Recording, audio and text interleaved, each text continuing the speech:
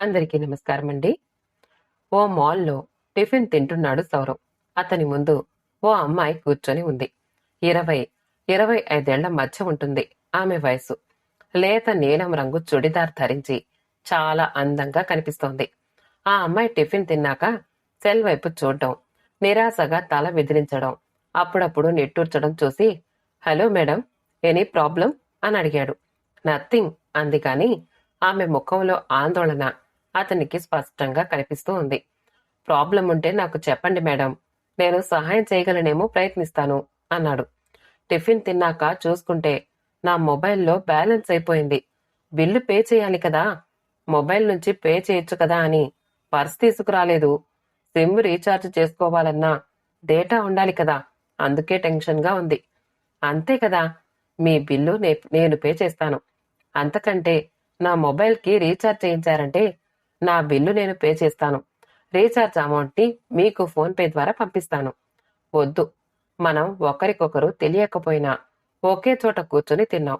మనం మాట్లాడుకోకపోయినా మీరు నాకు కంపెనీ ఇచ్చినట్లే లెక్క. కాబట్టి నేను బిల్ పే చేయడమే కరెక్ట్.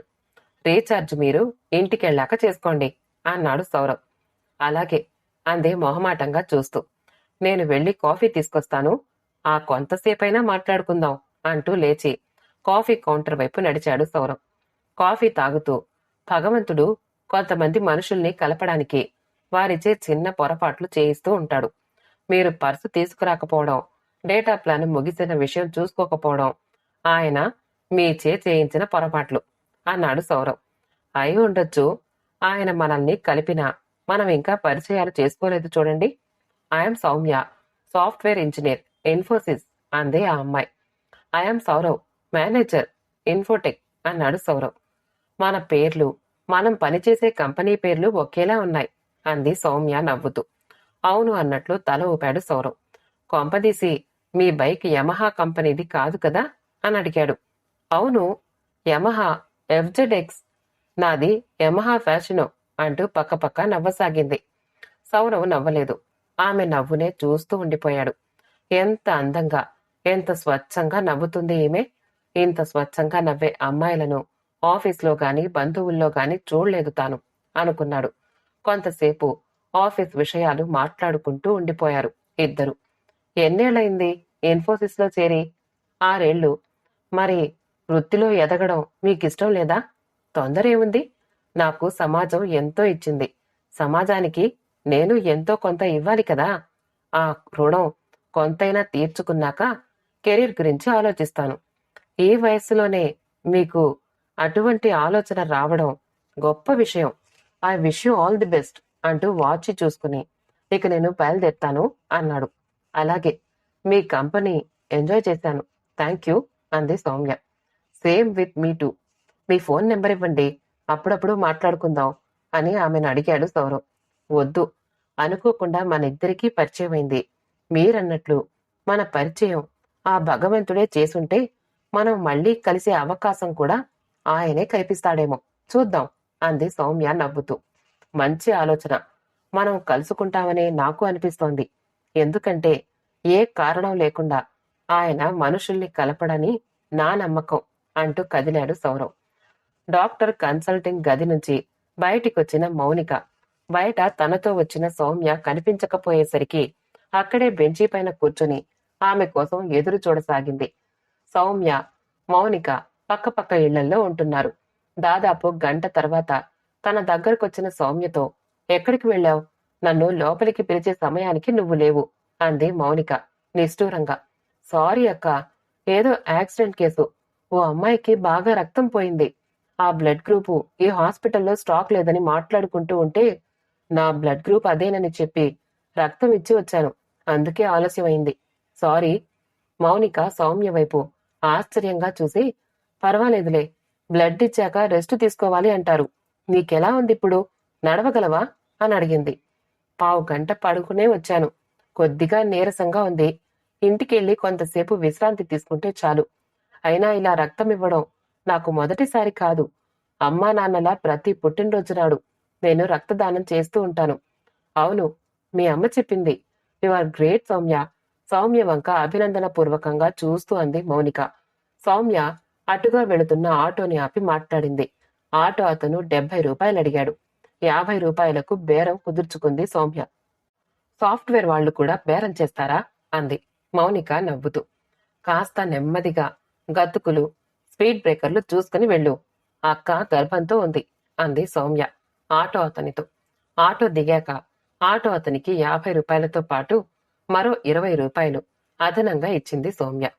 మరి అంత బేరం చేశావు ఆశ్చర్యంతో అడిగింది మౌనిక. ఇంత దూరానికి అందరూ 50 రూపాయలే తీసుకుంటారు. అతను అడిగినంత మనమిస్తే అందరికీ ఆ రేటే చెప్తాడు. అంత ఇచ్చుకోలేని వాళ్ళు ఇబ్బంది పడతారు. మన సంతోషం కొద్దీ ఆ 20 రూపాయలు ఇచ్చామని అతను అనుకోవాలి. అబ్బా, ఎన్ని ఆలోచనలే నీ బుర్రలో అంది మౌనిక. కీర్తనకు తలపై పెద్ద దెబ్బ తగిలింది. చాలా రక్తం పోయింది. ఈ హాస్పిటల్లో దాని గ్రూప్ రక్తం స్టాక్ లేదట. మీ నాన్నేమో ఊర్లో లేరు. నువ్వు ట్రైనింగ్కి ముంబై వెళ్ళావు. నాకు కాళ్ళు చేతులు ఆడలేదు. అంతలో దేవుడు పంపినట్లు ఎవరో అమ్మాయి వచ్చి తన బ్లడ్ గ్రూప్ అదేనని చెప్పి రక్తం ఇచ్చింది. సమయానికి రక్తం ఎక్కించడం వల్ల కీర్తన మనకు దక్కింది అంది కౌసల్య హాస్పిటల్కొచ్చిన కొడుకు సౌరవ్తో.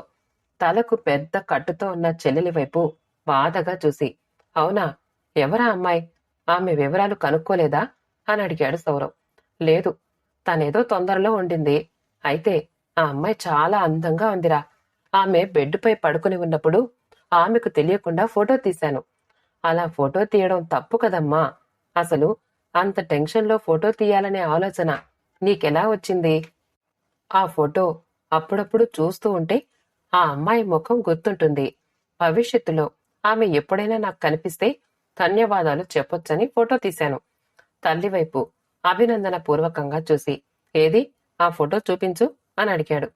తల్లి మొబైల్లో ఉన్న ఫోటోని చూసి, అరే, ఈ అమ్మాయి నాకు తెలుసు. ఈమె పేరు సౌమ్య అన్నాడు ఎగ్జైట్మెంట్తో.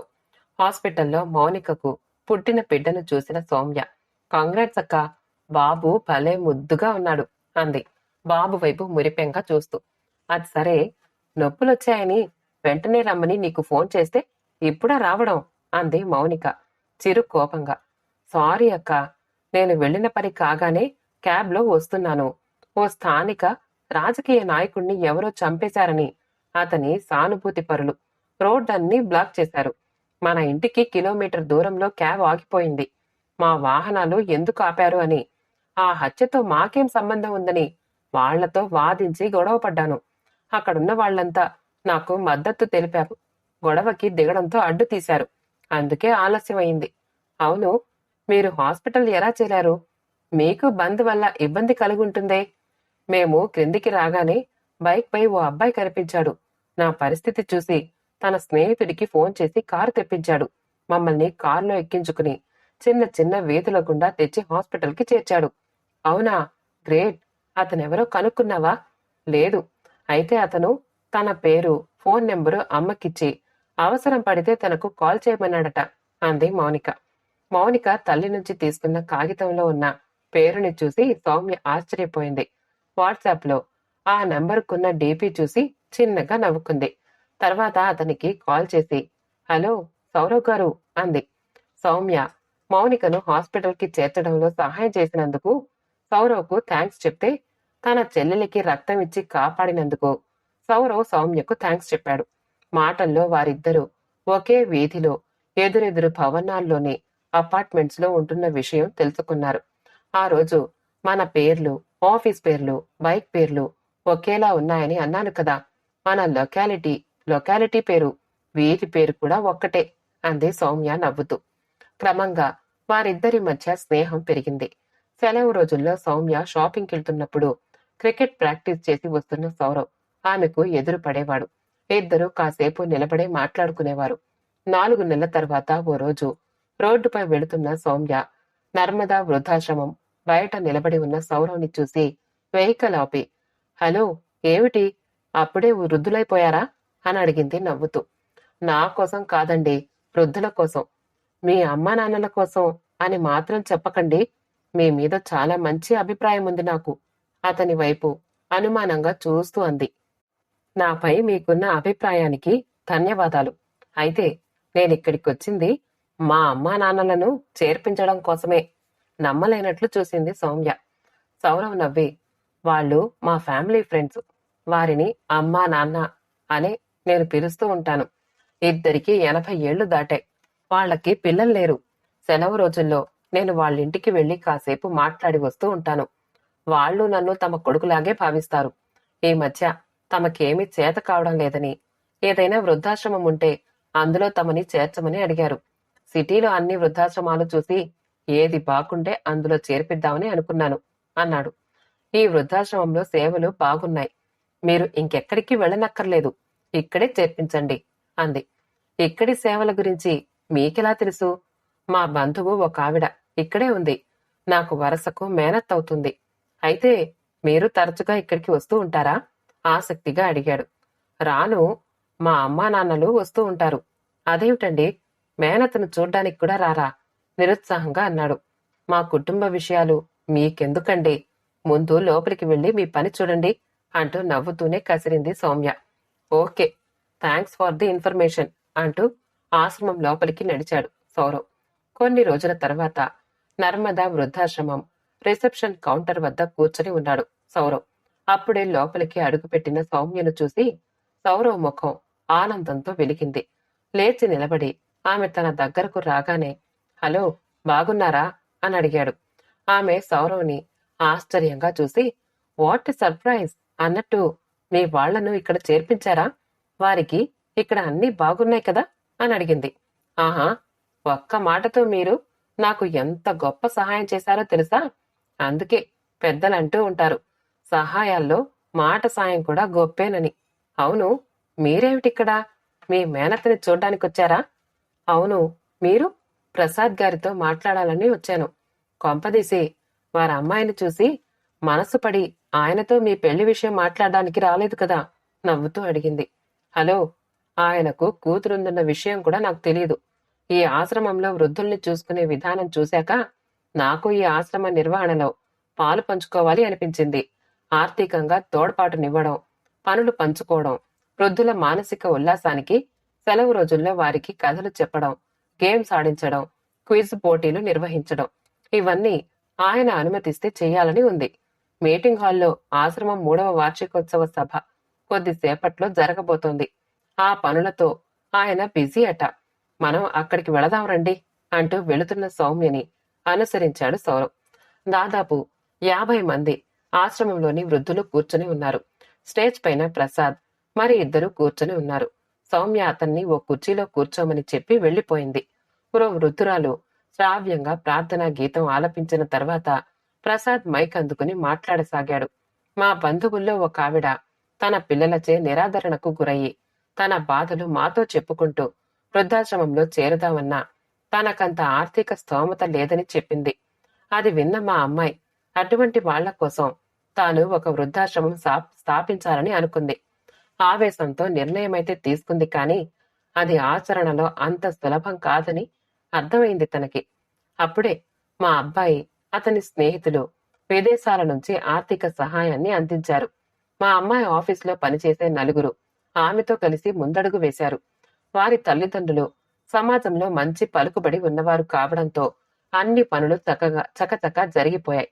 ఆశ్రమ వాసుల నుంచి కేవలం అన్నపానాదులకు మాత్రమే డబ్బులు తీసుకుని వసతి, ఇతర ఖర్చులు తామే భరించి ఆ ఆశ్రమం నడుపుతున్నారు. అది ఇవ్వలేని వారికి ఉచితంగానే సేవలు అందిస్తున్నారు. నేను, నా స్నేహితులు ఆశ్రమం నిర్వహణ బాధ్యతలు తీసుకున్నాం. ఒకనాడు అసాధ్యం అనుకుంది. ఈ రోజు అందరి సహకారం వల్ల సాధ్యమైంది. ప్రసాద్ ప్రసంగాన్ని ఆసక్తితో వినసాగాడు సౌరవ్. మా అమ్మాయి తన ఆఫీస్ పని చూసుకుంటూనే రోజుకి ఒక్కసారైనా ఏదో ఒక సమయంలో ఇక్కడికి వచ్చి వెళుతూ ఉంటుంది. ఈ ఆశ్రమం స్థాపించి 3 ఏళ్లు పూర్తయిన సందర్భంగా మా అమ్మాయి సౌమ్యని మనస్ఫూర్తిగా అభినందిస్తూ ఆమెను వేదిక మీదకి ఆహ్వానిస్తున్నాను అన్నాడు. వేదిక మీదకి వెళుతున్న సౌమ్యను చూసి ఆశ్చర్యపోయాడు సౌరవ్.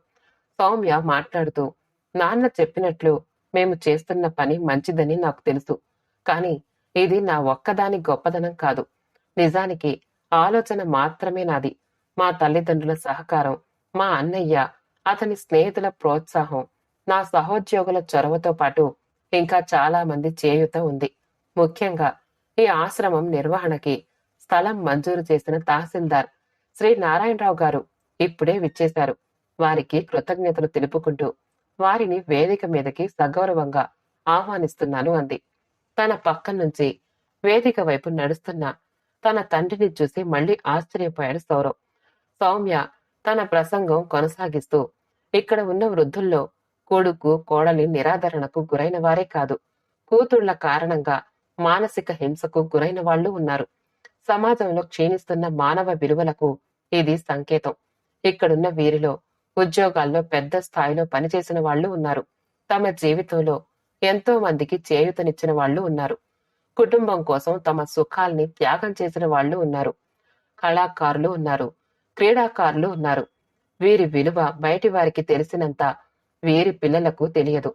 తెలుసుంటే వీరు ఇక్కడ ఉండేవారు కారు. ఈ వృద్ధాశ్రమం దినదినాభివృద్ధి కావాలని నేను కోరుకోవడం లేదు. పిల్లలు లేని వాళ్ళు, పిల్లలు విదేశాల్లో ఉన్నవాళ్లు మాత్రమే ఇక్కడుండాలి. మిగిలిన తల్లిదండ్రులంతా తమ పిల్లలతో, మనవళ్ళు, మనవరాళ్లతో సంతోషంగా గడపాలి. తన ప్రసంగం ముగించి వస్తున్న సౌమ్యను ఆశ్రమ వాసులందరూ చుట్టుముట్టారు. కొంతమంది ఆమె చేతులు అందుకుని కరచాలనం చేస్తే, కొంతమంది ఆమె తల నిమురుతూ కళ్ళనీళ్లు పెట్టుకున్నారు. కొంతమంది వృద్ధ మహిళలు ఆప్యాయంగా ఆమె నుదుటిపై ముద్దు పెట్టారు. చూస్తున్న సౌరవ్ కళ్లల్లో అప్రయత్నంగా నీళ్లు తిరిగాయి. ఆమె తన దగ్గరికి రాగానే, మిమ్మల్ని మీ మనసుని దగ్గరగా చూశాక మీరు అంగీకరిస్తే మిమ్మల్ని నా జీవితంలోకి ఆహ్వానించాలి అనుకున్నాను. అయితే అంతకంటే ముందు మీ ఆశయాల్ని అందుకోవాలని అనిపిస్తోంది. I'm proud of you Soumya అన్నాడు సౌరవ్. ఆ రెండూ చేతురు కాని ముందు వెళ్ళి మీ నాన్నగారితో మాట్లాడండి అంది నవ్వుతూ. ఆయన మా నాన్నగారిని మీకెలా తెలుసు? ఆశ్చర్యంగా అడిగాడు. ఈ మధ్య తెలిసింది నాకు. మీరు చేర్పించారే, ఆ దంపతులను చూడ్డానికి ఓ రోజు వచ్చారు ఆయన. అప్పుడు మీ గురించి అడిగితే మీరు తన కొడుకని చెప్పారు. మీ గురించి ఇంకా చాలా చాలా చెప్పారు అంది. అవునా? ఏం చెప్పారు నా గురించి? కుతూహలంగా చూస్తూ అడిగాడు. మీ మనసు చాలా సౌమ్యమని చెప్పారు అంది నవ్వుతూ.